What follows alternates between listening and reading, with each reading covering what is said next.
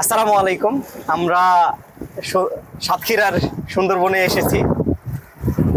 আসার পরে এখানে দেখলাম যে ভাইরা মধু সংগ্রহ করছেন।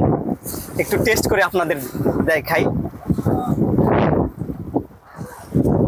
মাশাআল্লাহ, আসলেই দারুণ টেস্ট। এর উপরে আসলে মধু হয় না। আমি মধু বিভিন্ন ধরনের খেয়েছি।